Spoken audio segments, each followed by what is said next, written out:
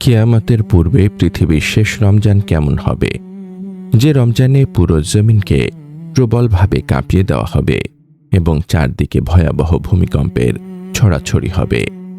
তা কি আমরা কখনো গভীরভাবে ভেবে দেখেছি যে রমজানে এমন এক ভয়ঙ্কর ও বীভৎস চিৎকার শোনা যাবে যার কারণে ভীত সন্ত্রস্ত মানুষের কলিজা ফেটে যাবে এবং কিয়ামতের আগে আসা সেই শেষ রমজানে এমন কি ঘটবে যে অসংখ্য মানুষ চিরতরে অন্ধ ও বধির হয়ে যাবে। এই ভয়াবহ রহস্য ও মহাবিশ্বের শেষ পরিণতির ইতিহাসের গভীরে প্রবেশ করার পূর্বে আপনাদের জানাতে চাই, ইসলামের এমন আরও গুরুত্বপূর্ণ ও শতভাগ প্রমাণভিত্তিক তথ্য জানতে নিয়মিত ভিজিট করুন আমাদের ওয়েবসাইট www.umakonth.com এবং সাথে থাকুন আমাদের ফেসবুক পেজ ও ইউটিউব চ্যানেলের। মহান আল্লাহ রব্বুল আলামিন তার অসীম কুদরতে এই মহাবিশ্ব এবং এর মধ্যকার প্রতিটি বস্তু ও প্রাণী একটি নির্দিষ্ট সময়ের জন্য সৃষ্টি করেছেন। আর এই মহাবিশ্বের সৃষ্টির সাথেই আল্লাহ তাআলা এর ধ্বংস হওয়ার সময়ও নির্ধারণ করে দিয়েছেন, যে মহাধ্বংসের নামই হল কিয়ামত। এই পৃথিবী চিরস্থায়ী নয়, বরং এক সুনির্দিষ্ট ধ্বংসের দিকে এটি ক্রমশ এগিয়ে যাচ্ছে। আল্লাহ তাআলা পবিত্র কোরআনে অত্যন্ত সুস্পষ্টভাবে ইরশাদ করেছেন, ভূপৃষ্ঠে যা কিছু আছে সবই নশ্বর, কেবল আপনার মহিমাময় ও মহানুভব পালনকর্তার সত্তাই চিরঞ্জীব থাকবে। সূরা আর-রহমান আয়াত 26-27। হযরত আদম আলাইহিসসালাম থেকে শুরু করে আমাদের প্রিয় নবী হযরত মুহাম্মদ সাল্লাল্লাহু আলাইহি ওয়াসাল্লাম পর্যন্ত পৃথিবীতে আগমনকারী প্রতিটি নবী ও রাসূল তাদের নিজ নিজ উম্মতকে এই কিয়ামতের ভয়াবহতা সম্পর্কে সতর্ক করেছেন এবং কিয়ামতের আগে প্রকাশ পাওয়া নিদর্শনগুলো সম্পর্কে সুস্পষ্ট ধারণা দিয়েছেন। এই দুনিয়া সৃষ্টি থেকে শুরু করে ধ্বংস হওয়া পর্যন্ত কিয়ামতের যে নিদর্শনগুলো প্রকাশ পাবে সেগুলোকে মূলত তিনটি প্রধান ভাগে ভাগ করা হয়। এই তিনটি ভাগ পূর্ণ হওয়ার পরই পৃথিবী তার চূড়ান্ত ধ্বংসের মুখোমুখি হবে এবং ইসরাফিল আলাইহিসসালামের শিঙ্গায় ফুঁ দেওয়ার মাধ্যমে সব কিছুর অবসান ঘটবে। এই নিদর্শনগুলোর মধ্যে প্রথম ভাগটি হল আলামতে বাইদা, যা কিয়ামতের সেই সমস্ত অতি প্রাচীন নিদর্শনকে বোঝায় যেগুলো আজ থেকে হাজার হাজার বছর আগেই সম্পূর্ণরূপে পূর্ণ হয়ে গেছে। যেমন মানবজাতির সূচনা লগ্ন থেকে যুগে যুগে সমস্ত নবী রাসূলদের এই দুনিয়ায় আগমন এবং নিজ নিজ পথভ্রষ্ট উম্মতকে মহান আল্লাহ তাআলার একত্ববাদ বা তাওহীদের দিকে ডাকা। আমাদের শেষ নবী হযরত মুহাম্মদ সাল্লাল্লাহু আলাইহি ওয়াসাল্লাম এই পৃথিবীতে খাতামুন নবীন বা সর্বশেষ নবী হিসেবে শুভাগমন এবং মক্কার কাফেরদের দাবির পরিপ্রেক্ষিতে তার পবিত্র আঙুলের ইশারায় আকাশের চাঁদের সুস্পষ্টভাবে দুই খণ্ড হয়ে যাওয়ার সেই অলৌকিক ঘটনা, এই সবই আলামতে বাইদার অন্তর্ভুক্ত, যা ইতোপূর্বেই সম্পন্ন হয়ে গেছে এবং এর কোনো অংশই আর বাকি নেই। কিয়ামতের নিদর্শনগুলোর দ্বিতীয় ভাগটি হল আলামতে সুগরা, যা কিয়ামতের ছোট নিদর্শন হিসেবে পরিচিত এবং এই নিদর্শনগুলোর প্রকাশ আমাদের প্রিয় নবী হযরত মুহাম্মদ সাল্লাল্লাহু আলাইহি ওয়াসাল্লামের পবিত্র যুগ থেকেই শুরু হয়ে গেছে। কিয়ামত যে অত্যন্ত সন্নিকটে তা বোঝাতে গিয়ে রাসূলুল্লাহ সাল্লাল্লাহু আলাইহি ওয়াসাল্লাম তার নিজের হাতের শাহাদাত আঙুল ও মধ্যমা আঙুলকে একত্রে মিলিয়ে তার উম্মতের সামনে একটি গভীর ইঙ্গিত প্রদান করেছিলেন।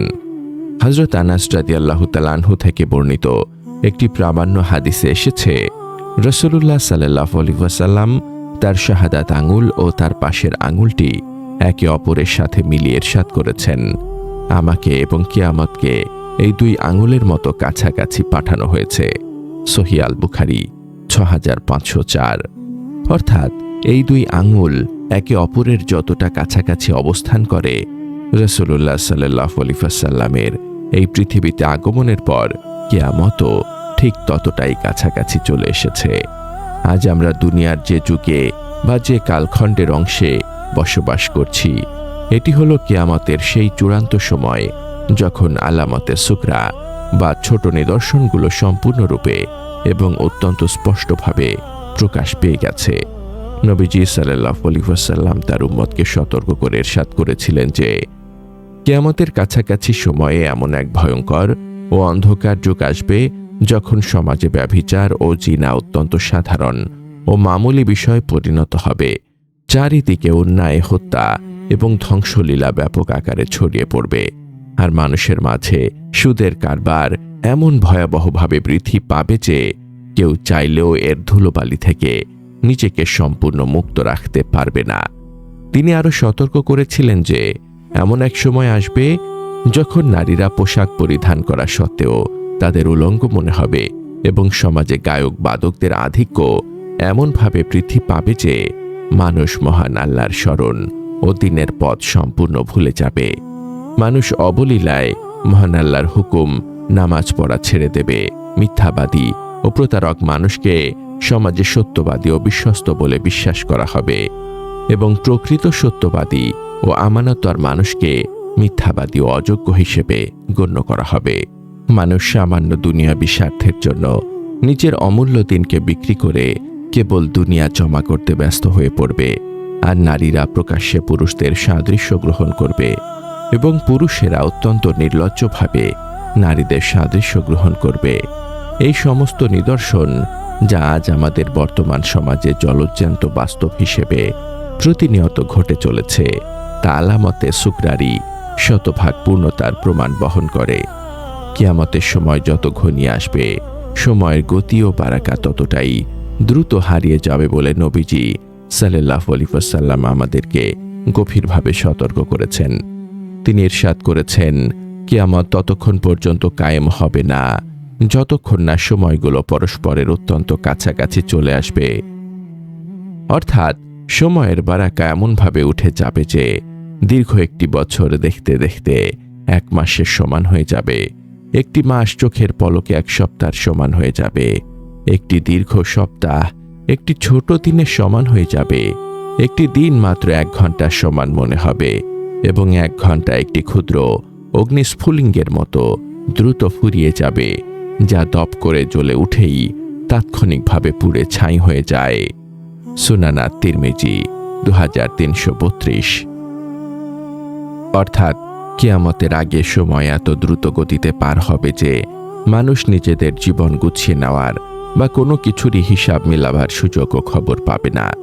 আর এখন সেই সময় খুব বেশি দূরে নয় যখন কিয়ামতের তৃতীয় ও চূড়ান্ত পর্ব অর্থাৎ আলামতে কুবরা বা বড় নিদর্শনগুলোর প্রকাশ ঘটতে শুরু করবে। দুনিয়ার এই একেবারে শেষ অংশেই কিয়ামতের বড় বড় এবং চূড়ান্ত নিদর্শনগুলো একে একে প্রকাশিত হবে, যার মধ্যে রয়েছে হযরত ইমাম মাহদী আলাইহিসসালামের এই দুনিয়ায় আগমন, হযরত ঈসা আলাইহিসসালামের আসমান থেকে পুনরায় পৃথিবীতে অবতরণ, মিথ্যা ও ধোঁকাবাজ দাজ্জালের ভয়াবহ আত্মপ্রকাশ, ইয়াজুজ মাজুজ নামক ধ্বংসাত্মক জাতির আগমন এবং কিয়ামতের একদম চূড়ান্ত মুহূর্তে পশ্চিম দিক থেকে সূর্য উদিত হওয়া ইত্যাদি। এই বড় নিদর্শনগুলোর মধ্যেই কিয়ামতের অত্যন্ত নিকটবর্তী সময় আসা দুনিয়ার শেষ রমজানুল মোবারকের বিষয়টি অত্যন্ত গুরুত্বের সাথে উল্লেখিত হয়েছে, যে সম্পর্কে রাসূলুল্লাহ সাল্লাল্লাহু আলাইহি ওয়াসাল্লাম তার উম্মতকে পূর্ণরূপে ও অত্যন্ত স্পষ্টভাবে সতর্ক করে গেছেন।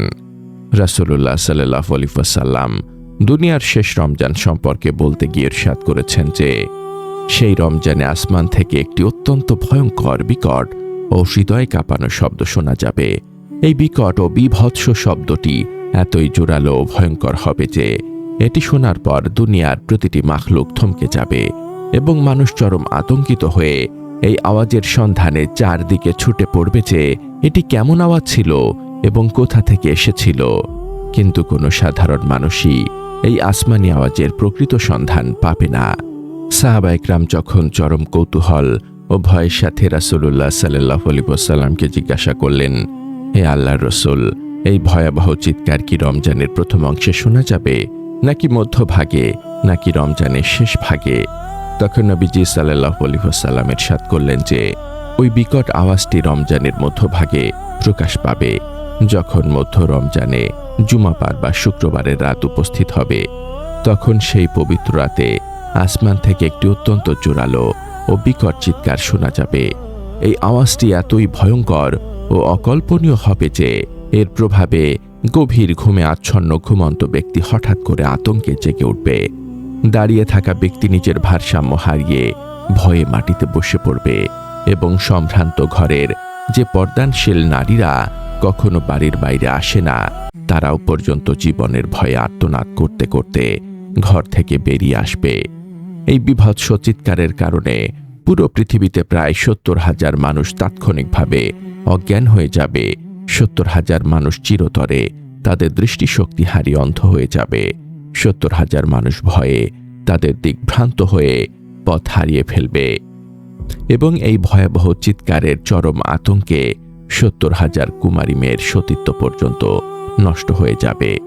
হযরত আব্দুল্লাহ ইবনে মাসউদ রাদিয়াল্লাহু তাআলা আনহু থেকে বর্ণিত একটি দীর্ঘ বর্ণনায় বলা হয়েছে যে 15ই রমজানের জুমার রাতে এই বিকট বিস্ফোরণ বা আওয়াজটি ঘটবে এবং সেই বছরটি হবে অসংখ্য ভয়াবহ ভূমিকম্পের বছর, যখন মাটি বারবার কেঁপে উঠবে। কিয়ামতের আগে আসা সেই শেষ রমজানে একটি দৃশ্যমান সূর্যগ্রহণ হবে এবং আকাশের বুকে ধূমকেতুর মতো কোনো একটি অচেনা ও অত্যন্ত উজ্জ্বল বস্তু দৃশ্যমান হবে, যা মানুষকে আরও বেশি ভীত করে তুলবে। এছাড়া কিয়ামতের আগে আসা সেই শেষ রমজানুল মোবারকে সিরিয়ায় সুফিয়ানি গোষ্ঠীর পক্ষ থেকে সাধারণ ও নিরীহ মুসলমানদের ওপর এক ভয়াবহ ও পৈশাচিক গণহত্যা চালানো হবে, যা পুরো মুসলিম বিশ্বকে শোকাহত করবে। সাহাবা ইকরাম যখন চরম উদ্বেগের সাথে রাসূলুল্লাহ সাল্লাল্লাহু আলাইহি ওয়াসাল্লামকে জিজ্ঞাসা করলেন, হে আল্লাহর রাসূল, আপনার উম্মতের মধ্যে এই ভয়াবহ আওয়াজ ও ফিতনা থেকে কে নিরাপদ থাকবে এবং বাঁচার উপায় কি?